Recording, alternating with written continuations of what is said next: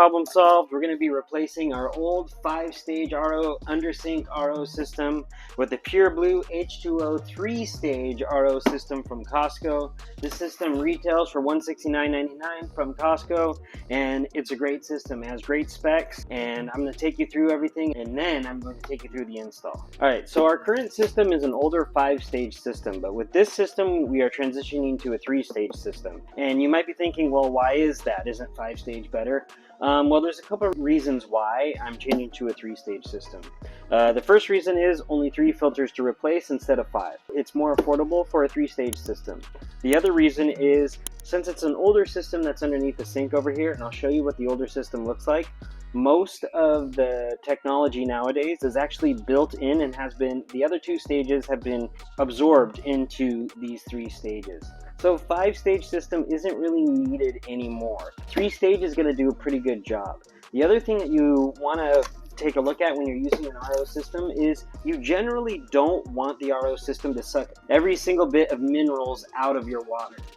The reason for that is you want some left in your water so it doesn't start leaching those minerals from your body if you drink the water.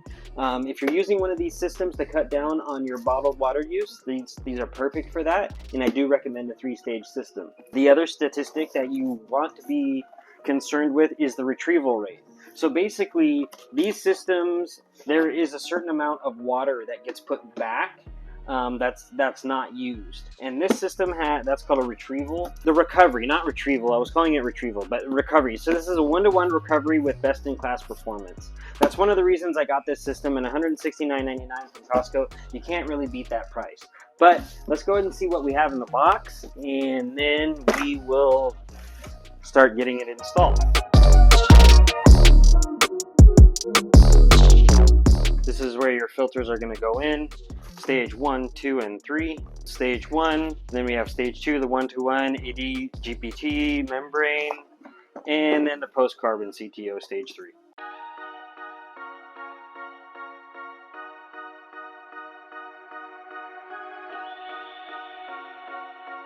These are all of our tubing and installation components that we need. This is the tank itself for the RO system, and we'll pull this out. And this is the tank itself, and it's just going to sit on that stand just like that underneath the sink. Alright, so this is our old 5-stage system that's currently installed under the sink. Don't be intimidated by all these hoses. There's going to be less hoses now that we're moving to a 3-stage system, but let me show you the differences here. You saw when I unboxed the new one that we only had 3 filters. If you look here on our existing systems, we have 3 filter housings on the bottom here, and the older filter is actually inside of these housings, and then we have 2 other filters on top. That's what makes a 5-stage system. This is mounted to the wall of the cabinet, which is probably where I'm going to mount the new one as well, but we got to pull this out. This is the water tank that is full with water right now. So the very first thing you want to do when you're going to replace an RO system is you want to turn off all the water because you don't want the tank to refill, and then we're going to empty the tank out. Alright, so this is the spout of our old system. So in order to empty our current tank of water, now that I've turned the water off under the sink, we're just going to put it to the on position, and we're going to let the tank fully drain out. This can take 10 to 15 minutes depending on the size of your tank. If you don't want to waste this water, you can capture this water and you can use it for something else. I don't recommend watering plants with it because it's devoid of minerals, or it won't have as many minerals. Alright, so now that the water tank is mostly empty, you'll see here there's a valve on top.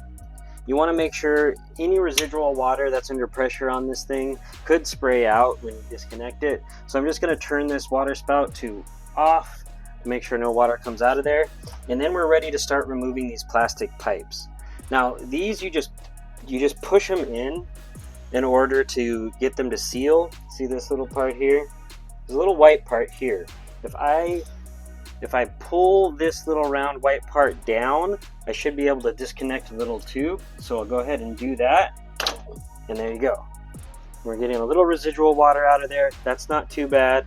But that's basically how you're going to disconnect all of these tubes. We don't necessarily need to disconnect all of them. I will be replacing all of these tubes with the ones that came with the new RO system. But the first thing we need to remove is the water tank itself. So I'm going to get this pipe out of the way. So now that we have that tube removed, We can pull out the tank, which is the first part you want to do when you're going to remove the whole system. If you're just installing a brand new system, you won't have to go through this step, obviously, and it'll just be, you can skip to the part where we're installing the new system. But we'll pull this water tank out, and we can set that aside. Now we've got a whole mess of tubes in here, and we've got valves. So all these valves we can take and we can turn them to the perpendicular position to make sure they are off and to stop the water flow. So now that those are all off, we can start removing tubes. Anytime you have the plastic tubing that's going into an existing braided tube like this, you're going to have a little nut on it that will need to be unscrewed. I'm going to get some pliers for that. These other tubes I don't believe need to come off. The rest of it is going to come out once we remove the spout up there. So let's get this part removed, and here, we can remove this one as well. We'll pull that out because that goes up to the spout up top, and let's get this all removed.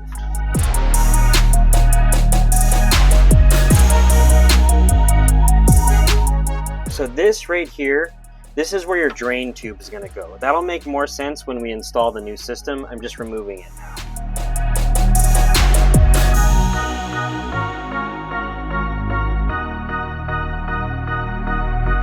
So we have the old system removed. Here's all the pieces for it. There was a lot more pieces to the old system than there is to the new system.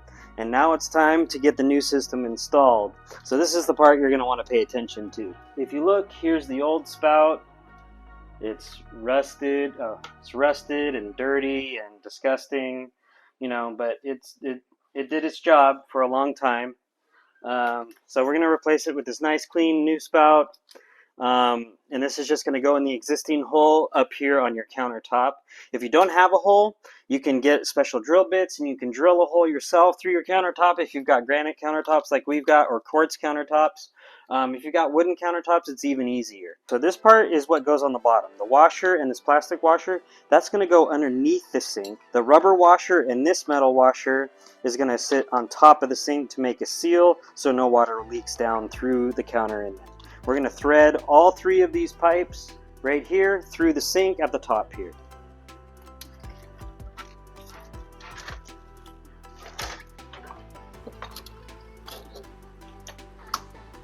Doesn't matter if this is a little crooked. As we tighten the washer underneath the sink, this will straighten itself out, so don't worry about that. So we'll just screw these in at the top there, and then we'll move on to the next step. So now that we have the base of the upper spout installed, the next thing you want to install is the drain, or the drain adapter. This is what the drain adapter looks like for the new system. And basically, this is going to go right around this pipe here underneath your sink, so the wastewater can drain off. Now, this is where you're going to need a drill. I'm not going to need a drill because I already had an RO system installed, so we already have a hole here on the side of this pipe. But the new system comes with this little rubber template here, and you can use this. I can wipe this off my existing hole, and then this will just stick to the pipe wherever you want to put your hole. So I'm just going to use this to frame my existing hole right there.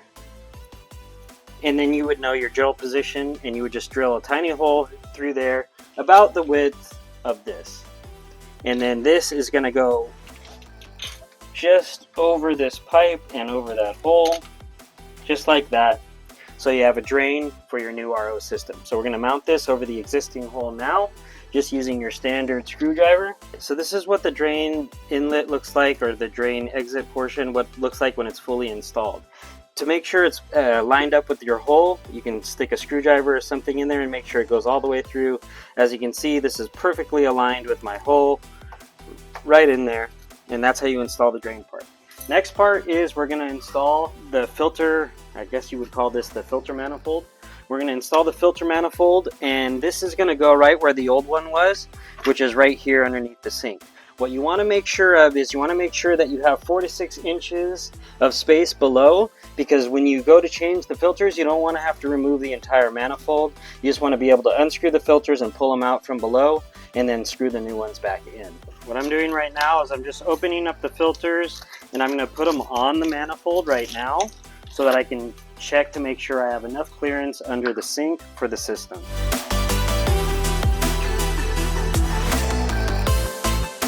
With my filters installed, stage 1, 2, and 3 right there, I can go ahead and put the manifold underneath the sink, and I'm going to use my pencil or pen to mark the holes here on the bracket where I want to put my screws.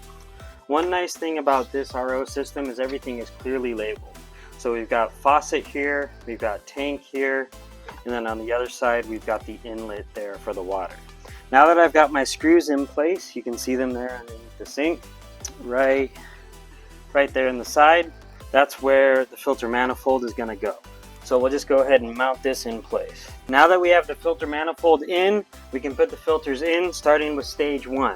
These are easy to put in. You don't need to see the bottom. You just want to make sure the installation label is facing you, and you put it right underneath the inlet there, and you'll feel it kind of set into place.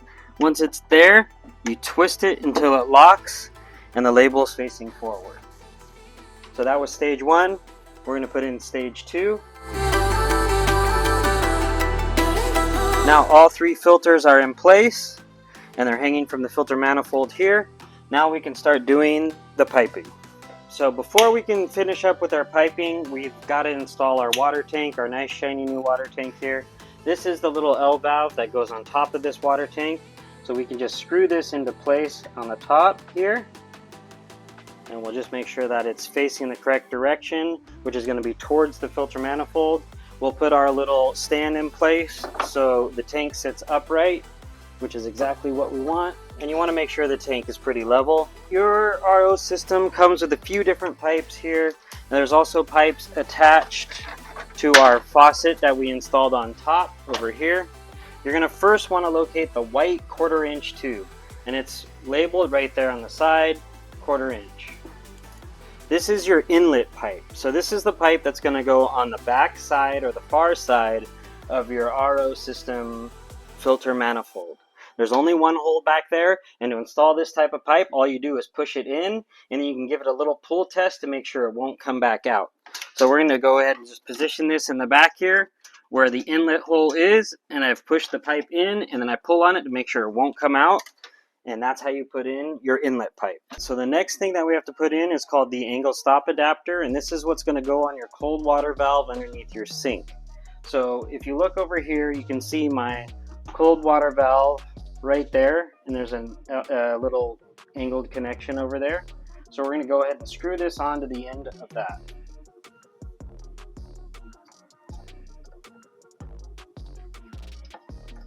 So the next thing that we're going to do is we're going to take the other end of our inlet pipe. Remember, we plugged this into the back of the filter manifold, and we're just going to press this into that angle stop adapter that we just installed. You're going to press it all the way in until it stops. You're going to yank on it a little bit to make sure it doesn't come out. You can cut this pipe down if you have too much of it. You just want to make sure that it doesn't kink up when you attach it here. So the next part is we're going to take this blue tube here. This is a 3/8 inch tube. This is actually coming from the faucet up at the top. We're going to take this and we're going to plug this right into the port here on the filter manifold labeled faucet. And again, we want to make sure not to kink any of the piping, and we're just going to press it in there as far as it'll go, and then we'll pull it to make sure it doesn't come out. Now the next step is going to be connecting the tank itself to the actual filter manifold here. To do that, we're going to use this extra piece of white pipe. This is again 3/8 inch pipe, and we're going to go ahead and we're going to put this in to the tank here. We can loosen this nut up so that we can slide in this tube, and then we'll just tighten this down to make sure it's firmly connected to the tank, just like that. And then we're going to take this portion, and you can cut down all of these pipes to whatever length you want. Just make sure they don't kink. And this is going to go into this port over here on the filter manifold labeled tank, and it will press it in, give it a yank to make sure it doesn't come out, and then we'll just hide the tube right there. We have 2 more tubes here. Both of them are coming from the faucet up at the top. This white larger one is the one that's going to go into the drain. So that drain adapter that we installed earlier, I'll feed this pipe around, and just like the other connection, we'll feed it in until it stops and give it a yank, make sure it doesn't come out. And the last one we have is this red pipe. So on the back of the stage 2 filter, there's a little spout for this red tube, but it's got this placeholder in it. I've yanked this out already. And then you're going to take this red pipe and you're just going to put it on that spout, just like we did the other ones. Again, pushing it and making sure that you can't yank it out. I'm going to remove the stage 3 filter so that you can see what I'm doing. All right, there's the spout I'm talking about on the back of the stage 2. So we're going to take this and we're just going to plug this in just like we did the other ones. Push it in until it stops. Give it a yank, make sure it doesn't come out. And then we'll put our stage 3 filter back in place. The final step of installation, not startup, but installation, is we have to reconnect our water line here. This is our water line that goes up to the main faucet, and we're just going to put it back on the end here, and then we can turn the water lines back on. So now that all of our piping is connected, we want to turn on the water valves again, and then we just want to double check and make sure none of our connections are leaking. So we're going to turn these on. No leaks in any of our connections, and we seem to be good here. There are no leaks in the system. Now the next part is we're going to turn the faucet on up there, and we're going to purge the air from the system. So you're going to run the faucet until the water comes out smooth and isn't popping anymore. Now that our system's fully hooked up, we do want to open the valve for the RO system, and we just want to leave that open until you start to see water trickle out of here. It does take a while for pressure to build up in the system, so water won't come out right away. It'll take a few minutes before this comes out, and once that's completed, and you start to see water trickle out of this, you want to close it off, and then you want to let the tank fill up out on the bottom underneath the sink. And it can take 3 to 6 hours for that tank to fully fill up. So now that the water is coming out, it comes out like this. You want to close the valve to stop the water. It's okay if it drips a little bit because it's building up pressure in the system and it's filling up the tank. Again, the tank can take about 3 hours or so to fill. Once the tank is filled up, you want to completely purge it of water. And the way you do that is you open this valve again, the water will come out, and it'll come out as a steady stream. And then when that stream slows down to a trickle, you know the tank's empty. You want to fill and purge the tank 3 times before you actually use the water for drinking or anything like that. That just sets up the entire system, makes sure the filters are all working and everything's wet and everything's working correctly. So that's how to install the Pure Blue H2O RO system from Costco. I'll put a link for this product down in the description below so you can check this out for yourself. It retails from Costco at $169.99, and I think it's a pretty good product. It's super easy to install. If you've never had a system installed before, I definitely recommend this, and it'll help you save on buying bottled water, and it'll help you save on that plastic waste as well. Thank you for joining me for another problem solved.